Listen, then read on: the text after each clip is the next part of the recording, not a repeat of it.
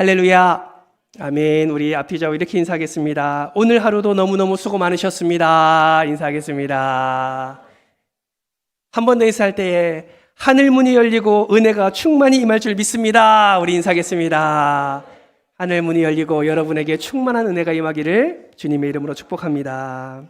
오늘 이 저녁에 우리에게 주시는 하나님의 말씀은 우리 사도행전 1장 6절에서 8절까지의 말씀을 우리 함께 교독하겠습니다. 신약성경 186면에 있습니다. 사도행전 1장 6절에서 8절까지의 말씀입니다. 신약성경 186면에 있습니다. 우리 한 절씩 교독하고 8절은 우리 같이 읽겠습니다. 그들이 모였을 때에 예수께 여쭈어 이르되 주께서 이스라엘 나라를 회복하심이 이때니이까 하니.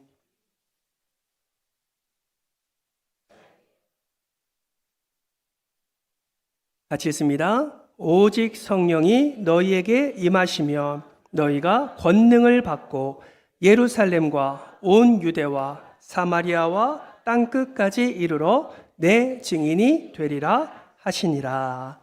아멘. 북아프리카 출신의 천재가 있었습니다.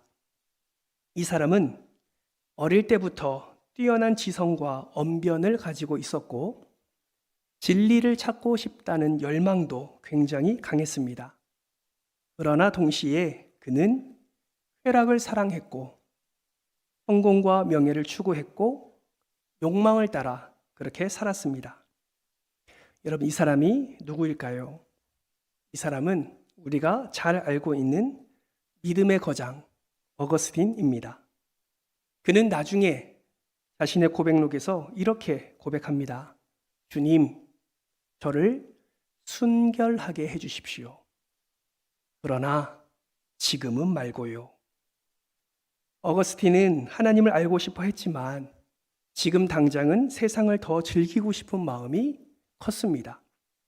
이처럼 어거스틴은 열심은 있었지만 그 열심의 방향이 하나님이 아닌 자기 자신에게 향해 있었던 것이죠. 열심의 방향이 잘못되었던 것입니다.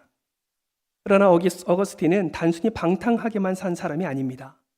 진리를 찾기 위해 매우 적극적으로 움직였습니다. 그는 철학을 공부했고 지적으로 하나님을 잘 이해하려고 애를 썼습니다. 너무 애를 쓰다 보니 여러 가지 사상, 마니교와 같은 이단에도 빠질 때가 있었습니다. 하지만 결과는 어땠을까요? 진리를 찾으면 찾을수록 그의 마음은 더 공고해졌습니다. 마음의 평안은 전혀 찾을 수가 없었습니다. 그는 결국 자신의 상태를 깨닫고 이렇게 고백합니다. 나는 진리를 찾고 있지만 진리 자체를 떠나지 못하고 있구나. 그러던 어느 날 그는 깊은 절망 속에 정원에 앉아서 울고 있는데 하나님께 나아가고 싶지만 나아가지 못하는 그 상태, 죄를 끊고 싶지만 끊지 못하는 그 상태에 빠져서 절망하며 울고 있는데 어디선가 어린아이의 음성이 들렸다고 합니다. 어떤 음성이었을까요? 집어 들고 읽으라 라는 음성이었습니다. 처음에는 이 어거스틴이 이상하게 생각했지만 이 음성이 하나님의 음성으로 믿고 곁에 있는 성경을 펴서 한 구절을 읽게 됩니다. 그 말씀이 어디냐면 바로 로마서 13장 13절과 14절 말씀인데요. 우리 같이 한번 그 말씀이 무엇인지 화면을 보면서 한번 읽어볼까요? 로마서 13장 13절 14절입니다. 시작. 낮에와 같이 단정히 행하고 방탕하거나 술 취하지 말며 음란하거나 호색하지 말며 다투거나 시기하지 말고 오직 주 예수 그리스도로 옷 입고 정욕을 위하여 육신의 일을 도모하지 말라. 어거스틴은 이 말씀을 읽고 마음이 무너집니다. 동시에 새로운 확신이 그의 마음 가운데 차오릅니다. 그는 이렇게 고백합니다. 그 말씀을 읽는 순간 내 마음에 어둠이 사라지고 빛이 들어왔다. 어거스틴의 삶은 이후에 완전히 달라집니다. 쾌락을 향하던 그의 열심이 하나님을 향한 열심으로 바뀌어집니다. 성공을 향한 열심이 진리를 전하는 열심으로 바뀌어집니다. 자기 중심으로 살았던 그 열심이 하나님 중심으로 사는 열심으로 바뀌게 된 것입니다. 그는 결국 목회자가 되었고 교부가 되었고 역사상 가장 영향력 있는 기독교 사상가 중에 한 사람이 됩니다. 여러분, 어거스틴의 문제가 무엇이었습니까? 열심의 부족이 아니었습니다. 그의 문제는 열심의 방향이었습니다. 오늘 우리가 함께 살펴볼 예수님의 제자 시몬이 바로 그런 사람입니다. 여러분, 예수님의 제자였던 시몬은 어떠한 열심을 내었던 사람이었을까요? 그 열심의 방향이 어디로 향해 있었을까요? 그 열심이 예수 그리스도께로 향했을 때 그는 어떤 놀라운 능력을 경험하게 되었을까요? 오늘 이 시간 예수님의 제자인 이 시몬을 우리가 함께 살펴보면서 나의 열심은 지금 어디로 향하고 있는지, 그리고 나의 열심의 방향이 지금 어떻게 바뀌어야 하는지를 함께 살펴보는 그런 시간이 되었으면 좋겠습니다. 바라고 소망하기는 말씀의 깨달음과 말씀을 통해서 순종함의 은혜가 여러분의 삶 가운데 넘쳐나기를 주님의 이름으로 축복합니다. 먼저 시몬은 어떤 사람이었을까요? 첫 번째, 시몬은 열혈당원이었습니다. 시몬은 12제자의 명단이 기록된 마태, 마가, 누가복음, 이 공관복음 외에는 성경의 그 어느 곳도 기록되지 않았습니다. 여러분, 오해하지 마세요. 여기서 말하는 시몬은 베드로를 말하는 것이 아닙니다. 여기서 말하는 시몬은 베드로가 아니라 또 다른 시몬을 말하는 것이죠. 마태, 마가복음에서는 이 시몬을 무엇이라고 소개하고 있습니까? 가나안인 시몬이라고 소개를 하고 있습니다. 그런데 누가복음을 보면 좀 다르게 소개되어 있는 것을 확인할 수가 있습니다. 누가복음 6장 15절 말씀을 보세요. 누가복음 6장 15절 말씀에는 무엇이라고 소개되어 있습니까? 셀롯이라는 시몬이라고 기록되어 있는 것을 보게 됩니다. 여러분, 왜 마태복음과 마가복음은 가나안인 시몬이라고 기록되어 있고 누가복음은 셀롯이라는 시몬이라고 기록되어 있을까요? 성경학자들은 이 마태복음과 마가복음에 기록되어 있는 가나안인 시몬, 이 이름이 오역이라고 생각합니다. 그 이유를 이렇게 말하고 있어요. 가나안이라는 이 말은 지명을 말하는 것이 아니라 히브리어로 카나라는 단어가 열심히 있는 자라는 의미를 담고 있는데 가나안인 시몬이 아니라 카나, 열심히 있는 시몬이라는 것을 오역해서 기록했을 것이라고 말하고 있습니다. 여러분, 셀롯이라는 단어도 열심히라는 의미가 담겨져 있습니다. 그래서 성경학자들은 이렇게 말합니다. 시몬에 대한 설명은 하나로 요약될 수 있는데 그 시몬은 열심히 있는 시몬, 다시 말하면 가나안인 시몬이 아니라 카나인 시몬, 셀롯인 시몬이라는 것을 통해서 그 시몬이 열심당원이었던, 열혈당원이었던 시몬이라는 것으로 집약되고 있다라고 이야기를 하고 있습니다. 여러분, 열혈당은 무엇일까요? 열심당은 무엇일까요? 이 조직은 과연 어떠한 조직일까요? 열혈당에 대해서는 유대 역사가 요세푸스라는 자가 책에 이렇게 기록하고 있습니다. 요세푸스는 예수님 당시에 유대인들이 4개의 파벌이 있다고 말하고 있습니다. 첫 번째 파는 여러분이 잘 알고 있는 바리새파예요. 두 번째 파는 사두개파입니다. 바리새파, 사두개파 많이 들어보셨죠? 세 번째 파는 어떤 파냐면 에세네파가 있고 네 번째가 바로 열혈당원입니다. 열혈당원은 한마디로 반로마주의자였습니다. 반로마주의자. 이 말은 로마를 좋아했다는 것일까요? 싫어했다는 것일까요? 싫어했다라는 것이죠. 로마 사람들을 아주 싫어했습니다. 얼마나 싫어했냐? 이 열혈당원은 무력 투쟁을 통해서라도 민족이 로마로부터 회복되어야 된다라고 생각했던 그런 조직이었습니다. 일종의 공격적인 애국주의자라고 말할 수가 있지요. 이들은 극단의 폭력과 테러를 통해서 로마인들 혹은 친로마인들을 처단하는, 살인하는 일에 자신의 목숨을 바쳐서 가담했던 자가 바로 열혈당원이었습니다. 특히 열혈당원을 시가리파라는 파가 있습니다. 이 시가릿은 가슴에 항상 칼을 지니고 다녔다고 합니다. 그래서 로마인들을 보거나 친로마인들을 보면 말을 거는 척 다가가서 품에 품고 있는 칼을 꺼내서 찔러 죽이는 일들을 서슴지 않았다고 합니다. 이것이 바로 열혈당원의 모습이에요. 근데 이 열혈당원에 지금 누가 속해 있다고요? 예수님의 제자 시몬이 속해 있다라는 것입니다. 유명한 이야기가 있습니다. 유대인의 최후 황전이라고 불리는 마사다 전투라는 것이 있는데요. 이 전투를 벌인 사람들도 열혈당원이라고 말을 하고 있습니다. 끝까지 마사다 전투에서 끝까지 남은 사람들이 960명이었는데 이 960명의 열혈당원이 끝까지 로마인들과의 전쟁 가운데서 대항하고 있었다라는 것이죠. 근데 그 960명이 그 마사다 전투 마지막에 한꺼번에 죽게 됩니다. 많은 사람들이 이 이야기를 두 가지로 나누어서 생각합니다. 첫 번째, 960명이 한꺼번에 죽임을 당했다라는 것은 첫 번째 열혈당원이었던 그 집의 가장이 자신의 모든 가족을 죽이고 자살했을 것이다 라고 추정하고, 두 번째는 한 사람이 960명을 다 죽인 후에 자기가 스스로 목숨을 끊었을 것이다 라는 설이 있습니다. 왜 이러한 설이 있냐면 열혈당원은 로마를 너무너무 싫어했기 때문에 스스로 목숨을 끊을지언정 로마인들에게는 죽어도 항복할 수 없다라는 그러한 마음을 항상 가지고 있었기 때문입니다.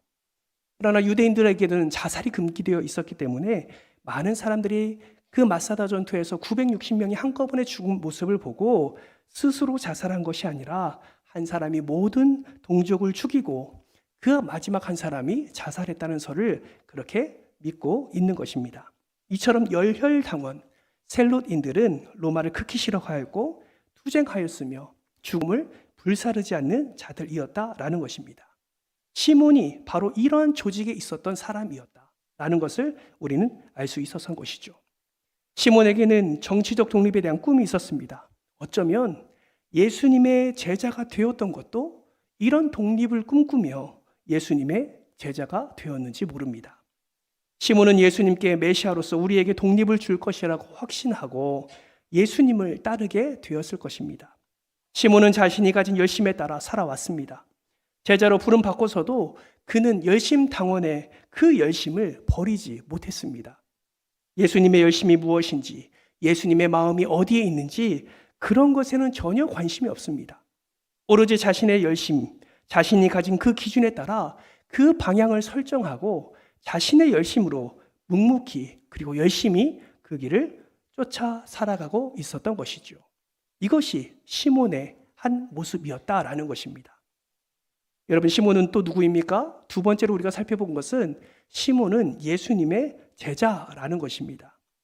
열혈당원이었던 시몬이 어떻게 해서든지 이스라엘 독립을 위해서 예수 그리스도를 쫓았습니다. 그리고 제자가 되었습니다.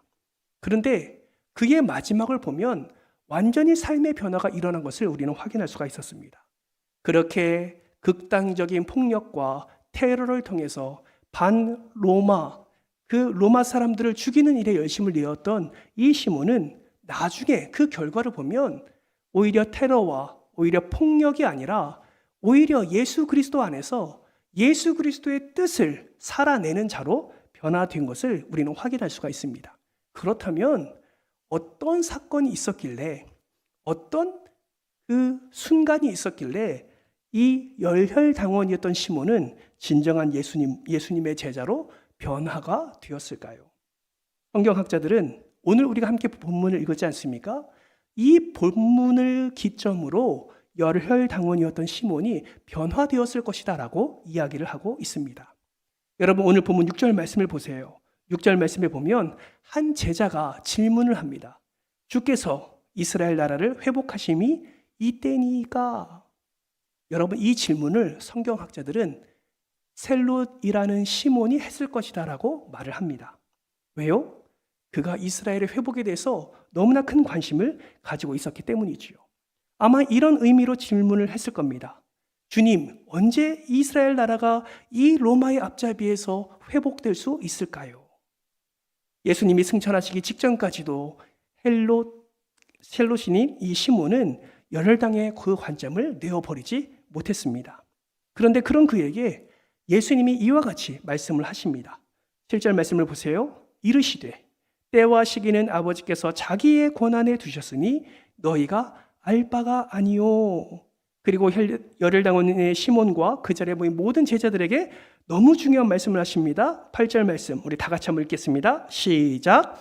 오직 성령이 너희에게 임하시면 너희가 권능을 받고 예루살렘과 온 유대와 사마리아와 땅끝까지 이르러 내 증인이 되리라 하시니라. 아멘. 예수님이 시몬에게 이렇게 말하는 거예요. 그 기한은 아버지께서만 아신다. 그러니 너는 거기에 열심을 내지 말고 거기에 관심을 두지 말고 성령을 받아 내 증인이 되는 일에 관심을 가지고 열심을 내라 라고 지금 말씀하고 있는 것입니다. 이는 시몬과 제자들에게 증인의 삶으로 요청하시는 말씀이며 동시에 자신의 기준과 자신의 관점에 대한 변화를 요청하시는 말씀이었습니다. 이 땅의 나라가 아니라 하나님의 나라의 관점을 가지도록 하나님의 백성, 천국 시민의 관점을 가지고 변화된 삶을 살라는 예수 그리스도의 요청이었습니다. 여러분 생각해 보세요. 시몬이 자신의 과거를 다 내어버리고 자신이 품었던 그 기준을 다 내어버리고 자신의 열심을 다 내어버리고 예수님의 말씀처럼 변화된 삶을 사는 것이 쉬울까요? 어려울까요? 쉽지 않겠죠. 그동안 살아왔던 그 기준이 있었는데 그것을 버리는 것은 참 쉽지 않습니다. 여러분 지금 열혈당원인 시몬과 예수님의 제자인 이 시몬을 바라보면서 여러분은 지금 무엇을 생각하고 있습니까? 저는 이 열혈당원이었던 시몬과 예수님의 제자였던 시몬이 바로 우리들의 모습이 다 담겨져 있다라고 생각이 듭니다. 여러분 시몬만 잘못된 방향으로 나아가고 있습니까? 아니요. 우리도 동일하게 예수님의 뜻이 아니라 내 기준에, 내 관점에, 내 열심을 내어서 나만의 방향으로 나아가고 있을 때가 참 많다라는 것입니다. 우리는 품에 칼을 품지 않습니다. 우리는 테러나 폭력으로 우리의 목적을 이루지 않습니다. 그러나 우리도 앞서 어거스틴의 그 예화를 살펴보았듯이 우리의 삶 속에서 예수님의 뜻이 아니라 예수님의 삶의 기준이 아니라 나만의 기준을 갖고 살아갈 때가 너무나 많다라는 것이죠. 민족주의자였던 이 시몬은 자기 나라의 애정을 다 포기하는 것이 결코 쉽지 않았습니다. 그럼에도 불구하고 그가 예수님을 믿고 따라가면서 점차 민족에 대한 열심이 하나님 나라에 대한 열심으로 변화되고 바뀌어가는 것을 오늘 말씀을 통해서 확인할 수 있습니다. 어디서 확인할 수 있을까요? 사도행전 1장 14절 말씀을 보면 그 모습을 발견할 수 있어요. 화면을 보면서 같이 한번 읽어볼까요? 사도행전 1장 14절입니다. 시작! 마음을 같이하여 오로지 기도에 힘쓰더라. 아멘. 마음을 같이하여 오로지 기도에 힘쓰더라. 이것이 왜 시몬의 변화된 모습을 나타내는 말씀이라고 우리는 생각할 수 있을까요? 마음을 같이하여. 여러분 여기서 마음을 같이한다는 것은 누구의 마음을 같이한다는 것입니까? 제자들의 마음을 같이하는 것이죠. 제자들이 예루살렘을 떠나지 않고 성령이 오심을 기다리면서 오로지 기도에 힘쓰고 있다라는 것을 분명히 말씀하고 있습니다. 제자들과 마음을 같이 하는 것이 왜 변화된 모습이라고 우리는 말할 수 있을까요? 여러분 생각해 보세요. 12제자만 놓고 생각해 보십시오. 12제자 안에 누가 있습니까? 셀롯이라는 시몬이 가장 싫어하는 자가 있습니다. 그 사람이 누구일까요? 12제자 중에 열혈당원이었던 시몬이 가장 미워할 수 있는 제자 한 사람이 있습니다. 그 사람이 누구일까요? 바로 말씀 안 하실 거예요? 바로 누구일까요? 마태입니다. 왜요? 마태는 뭐 하는 사람이에요? 세리예요. 세리는 뭐 하는 사람이에요? 세금을 걷어다가 누굴 주는 사람이에요? 로마인에게 주는 사람입니다.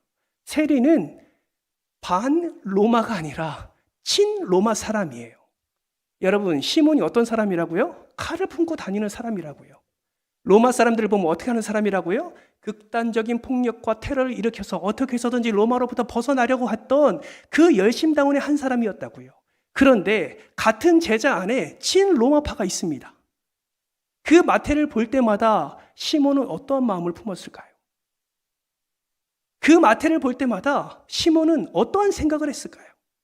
여러분 오로지 마음을 같이하여 기도한다라는 것은 그러한 시몬의 생각과 시몬의 열심의 방향이 변화되지 않고서는 함께 모여서 마음을 같이하여 기도할 수가 없는 상황이라는 것을 우리는 확실히 알 수가 있는 것이죠. 시몬은 예수님의 말씀을 믿었습니다. 하나님의 나라의 이스라엘의 회복됨이 하나님 손에 있음을 믿었습니다. 예수님의 말씀처럼 내 증인이 되라는 말씀을 믿었습니다. 그의 관심을 내려놓았습니다. 그의 열심을 내려놓았습니다. 그의 잘못된 방향을 수정했습니다. 그래서 어떻게 합니까? 그 친 로마 사람이 함께 있는 그 자리에서라도 예수님이 말씀하신 대로 그렇게 마음을 같이하여 기도할 수 있었다라는 것입니다. 여러분, 이러한 사실은 우리에게도 큰 도전이 됩니다. 우리에게는 각자의 서로의 열심이 있지 않습니까? 열심의 방향이 우리는 다 다른 것 같아요. 생각이 다릅니다. 경험이 다릅니다. 지식이 달라요. 살아온 삶이 달라요. 문제에 대한 태도, 문제를 대하는 자세, 이것도 다 달라요. 그러다 보니 열심의 방향이 다 다르다 보니 우리 안에도 열심당이었던 시몬의 마음이 우리 안에 있을 때가 있다라는 것이죠. 마치 마태를 바라보면서 꺼내고 싶은 마음이 생기는 것처럼 우리 공동체 안에도, 한국교회 안에도 그러한 잘못된 열심에 의하여 때로는 갈등이 일어나게 되고 마음의 어려움이 생길 때도 있다라는 것입니다. 그 생각의 차이가, 때로는 그 문화의 차이가, 그 가치관의 차이가, 어쩔 때는 정치적인 이념의 차이가 그러한 갈등을 일으키는 요인이 될 수 있다라는 것이죠. 어느 교회의 이야기입니다. 우리 교회 아니에요. 어느 교회의 이야기입니다. 찬양팀과 방송팀이 함께 예배를 섬기고 있었습니다. 그런데 어느 날 주일 마이크가 갑자기 나오지 않는 거예요. 찬양팀 인도자가 당황하며 예배를 진행합니다. 방송팀도 당황하는 건 마찬가지였습니다.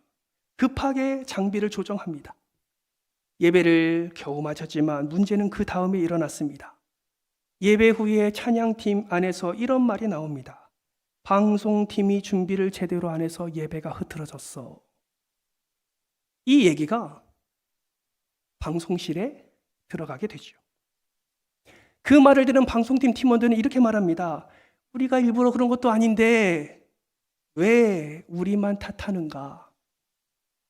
분위기가 달라집니다. 서로 인사하지 않습니다. 눈 마주치지만 그 눈길조차 피하게 됩니다.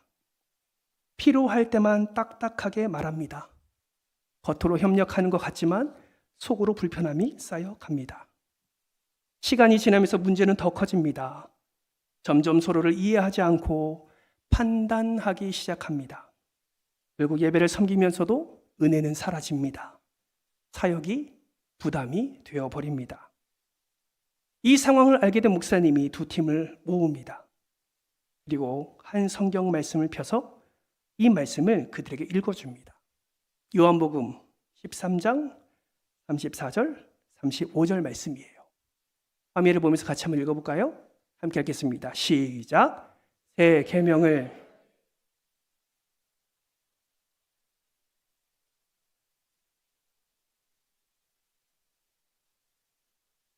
아멘. 그리고 조용히 질문합니다. 여러분은 지금 옳은 것을 주장하고 있습니까? 아니면 사랑하고 있습니까? 그 순간 분위기는 조용해집니다. 잠시 침묵이 흐른 후 찬양팀의 한 사람이 조심스럽게 입을 엽니다. 사실 제가 너무 제 입장만 생각했습니다. 방송팀의 상황을 이해하려 하지 않았습니다. 죄송합니다. 그 말을 듣고 방송팀 한 사람이 눈물을 글썽이며 이렇게 말합니다. 저도 마음이 상해서 일부러 더 적극적이지 않았습니다. 또 죄송합니다. 그날 두 팀은 서로를 위해서 기도합니다. 서로의 입장을 이해하게 되고 마음의 벽이 무너지기 시작합니다. 그리고 그 후부터 더 자주 소통하게 되고 미리 준비하고 서로 배려하게 되었습니다. 서로 사랑함으로 진정한 하나됨의 은혜를 누리게 된 것이지요. 사랑하는 성도 여러분, 우리는 어떻습니까? 예수님의 제자라고 말하면서 서로의 열심과 잘못된 방향은 점검하지 않고 혹시 그러한 것들로 인해, 그러한 갈등으로 인해 우리 안에 사랑이 메말라 가고 있지는 않습니까? 오늘 시몬의 그 삶을 우리가 함께 보면서 우리의 열심과 우리의 열심의 방향을 한번 주님 앞에 점검해 보았으면 좋겠습니다. 그리고 정말 소망하기는 우리의 열심과 우리의 열심의 방향이 예수 그리스도께로 향하기를 주님의 이름으로 소망합니다.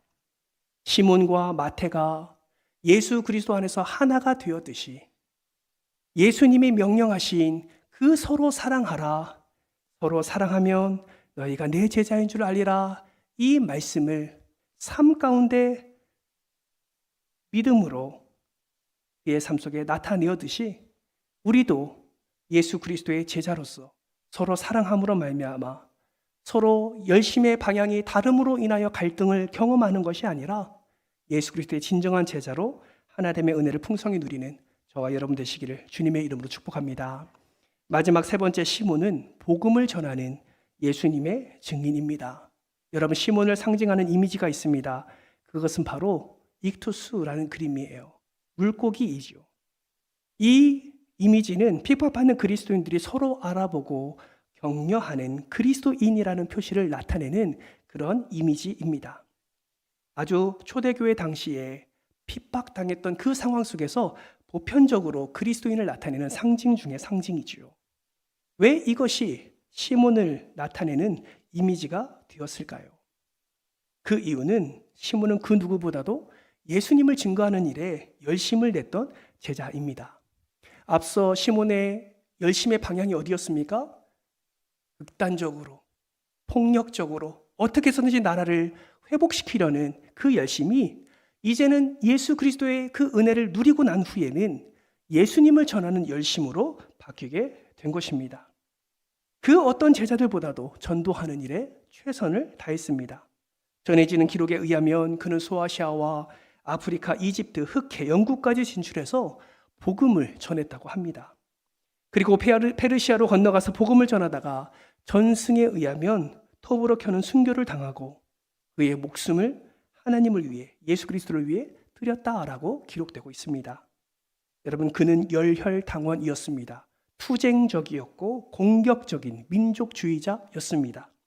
정치적인 독립을 꿈꾸며 예수님의 제자가 되기를 선택했던 자입니다. 그러나 그의 마지막은 주의 복음을 위해서 그의 생명을 드렸던 자입니다. 깨달았겠지요. 투쟁적으로, 정치적으로 자신의 나라가 완전히 평화를 누리게 되지 않다라는 것을 그는 깨달은 것입니다. 오로지 예수 그리스도의 복음만이, 그 복음이 가져다 주는 변화만이 그 땅에 그 나라를 평안 가운데로 인도하며 그리고 완전한 변화 가운데로 인도한다는 사실을 시몬이 깨닫고 그렇게 삶을 하나님께 올려드린 것입니다. 그래서 그는 그 복음을 전하는 증인의 삶에 그의 목숨을 아낌없이 드렸습니다. 칼을 품고 로마인의 목숨을 빼앗던 열혈당연이었던 그 시몬이 이제는 자신의 목숨을 복음을 위해 내어 바치는 예수 그리스도의 증인이 되었던 것입니다. 사랑하는 성도 여러분, 지금 이 시대도 마찬가지입니다. 세계가 전쟁으로 혼란 가운데 있고 특히 우리나라도 많은 어려움 가운데 있습니다.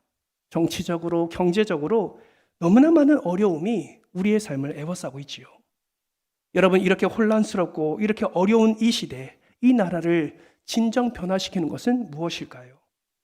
이 나라가 정말 평안을 누리며 기쁨을 누리며 온전한 나라가 될 수 있는 방법은 무엇일까요? 저는 믿습니다. 오직 예수 그리스도밖에 없음을 저는 믿습니다. 오직 예수 그리스도만이 이 혼란을 잠재우고 하나님께서 허락해 주신 놀라운 평강의 은혜를 허락해 주실 줄 믿습니다. 여러분도 아멘이십니까? 그렇기 때문에 우리는 이 세상에서 시몬처럼 복음을 증거함으로 예수 그리스도의 향기를 드러내는 소금과 같은, 빛과 같은 그런 성도가 되어야 되는 것입니다. 그 길만이, 그것만이 이 땅에, 또 우리 가정에, 우리 교회에, 우리 일터에, 더 나아가 이 나라와 이 민족이 하나님의 평강을 누리는 유일한 길임을 여러분 믿으시기를 주님의 이름으로 축복합니다. 저는 소망합니다. 우리 은총교회 모든 성도가 시몬처럼 복음을 전하는 예수 그리스도의 증인이 되시기를 주님의 이름으로 소망합니다.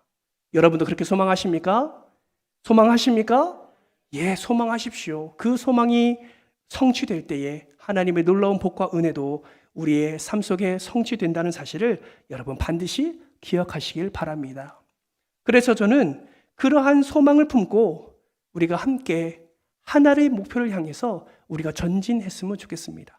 특별히 우리가 집중하고자 하는 것은 우리가 함께 기도하며 준비하는 우리 온 가족과 함께하는 이 복음을 전하는 이 일에 우리가 마음을 두었으면 좋겠습니다.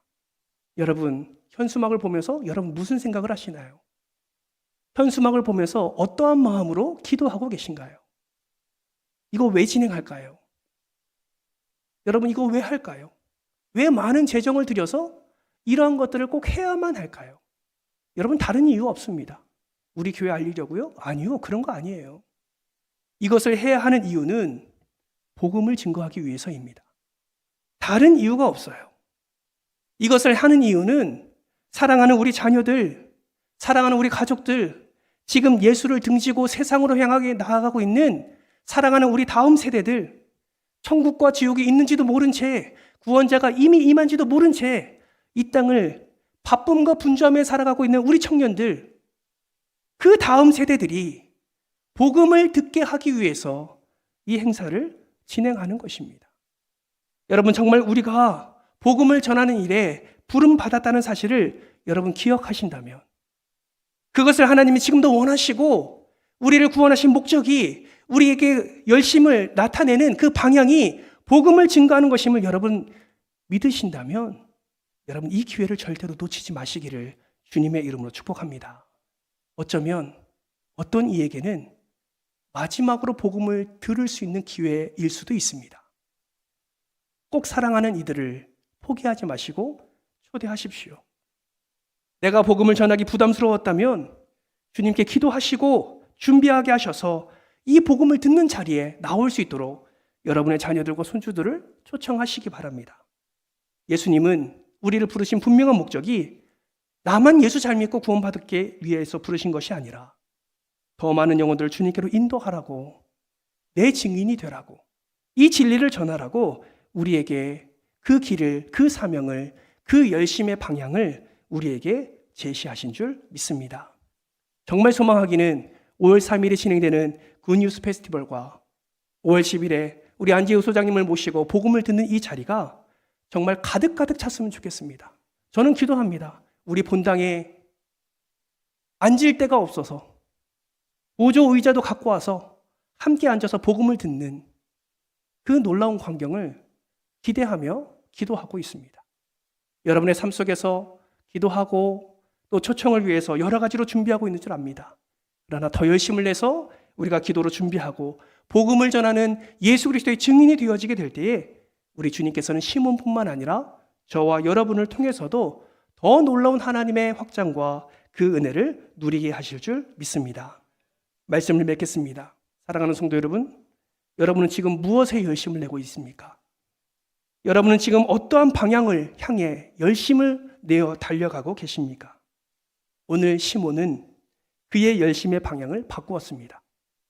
결국 그의 열혈당원에서 진정한 예수님의 제자가 되어 복음을 증거하는 증인으로 열심의 방향을 바꾸었습니다. 오늘 주님은 저와 여러분에게도 이것을 요청하고 있습니다. 열심의 방향을 예수 그리스도께로, 복음으로, 진리로 바꾸어라. 왜 이러한 요청을 하십니까? 우리도 예수를 따르는 제자이기 때문에 그렇습니다. 여러분이 가지고 있었던 과거의 기준에 맞춰서 살아가지 마시고, 혹여나 오늘 말씀을 듣다가 기도하다가 내 열심의 방향이 잘못되어 있다는 것을 하나님이 깨닫게 해주신다면 여러분 하나님 앞에서 하나님이 기뻐하시는 방향으로 다시 여러분의 삶을 재조정하시고 하나님께서 예비하신 놀라운 은혜를 충만히 누리는 이 기도의 시간이 되시기를 주님의 이름으로 축복합니다. 누가 오늘 말씀을 붙들고 이러한 기도 제목으로 주 앞에 나아가시겠습니까? 간절히 엎드리는 자에게 하나님께서 놀라운 복과 은혜를 더해 주실 줄 믿습니다.